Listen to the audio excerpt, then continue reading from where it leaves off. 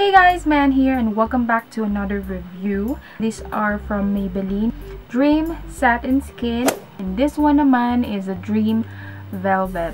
Pareho silang galing dun sa Dream collection and magkaiba lang sila ng consistency.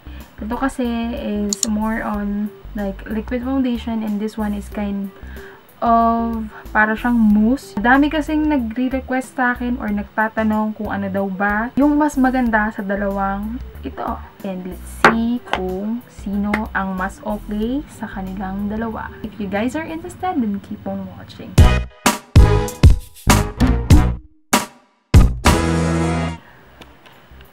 Ayan. So, itong side na to, yung part na nilagyan ko ng Dream Satin. Yan, itong part na to. And, itong part naman na to, yung nilagyan ko ng Dream Velvet. Both of them, I just use my hands to apply. Na-apply ko tong foundation na to is 7 o'clock in the evening. And it is now 2:12 in the morning. Yes, I know. Madaling araw talaga ako nag-feel. Almost 7 hours na tong foundation na to sa aking face. And as you can see, it is very, very cakey. And actually, kanina pa siyang cakey. Yan, nakita niyo ba yung face? Ayan, lalo na dito. Kasi ito yung part na pawisin ako. And natanggal kaagad yung foundation. So, yan. And, syempre, meron akong freckles. Kasi, usong-uso siya ngayon. So, looking at the mirror right now,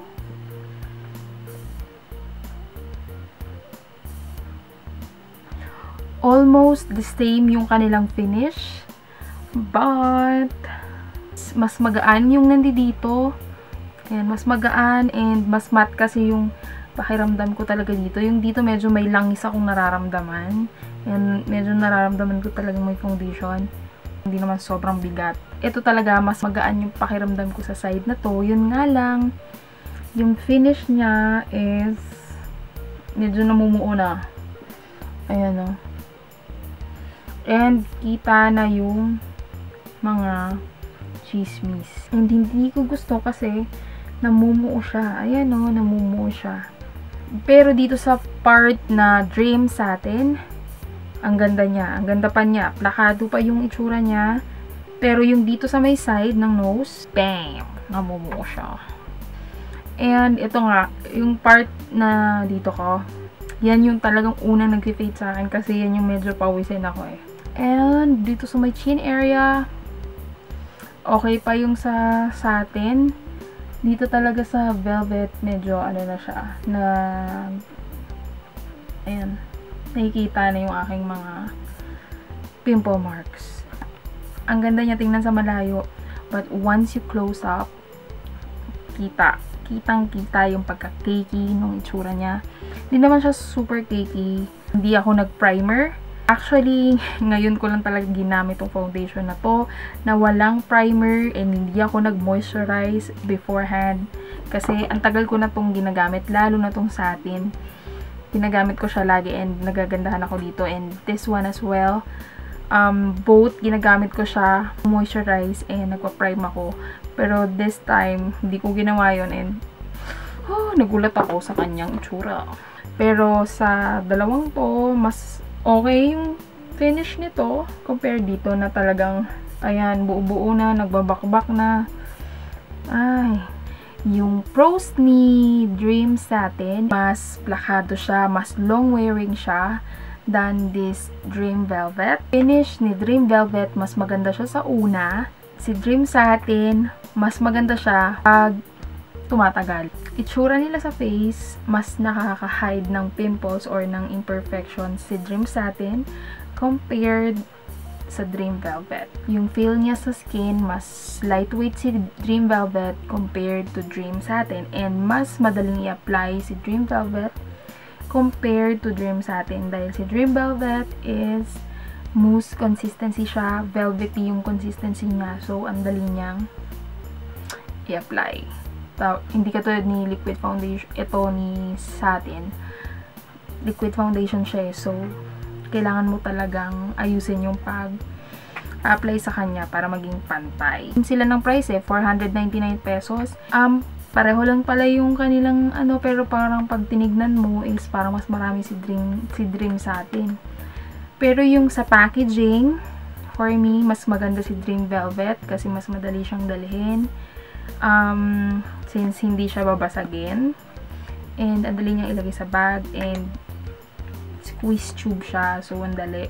Diba? Mas makokontrol mo yung product. Although, maganda rin naman yung packaging ni Dream sa atin kasi it comes with a pump. Yan. So, very hygienic. Yun nga lang, it's a bottle. So, dapat maingat ka kasi pag nalaglag, basag. Yung shade ko pala dito sa Dream sa atin is B2. Shade ko naman dito sa Dream Velvet, Sandy Beige or number 60. Ano ba? Yung mas maganda sa dalawang ito, for me, this one. Mas plakado yung itsura niya and mas nakaka-hide siya ng imperfection sa face.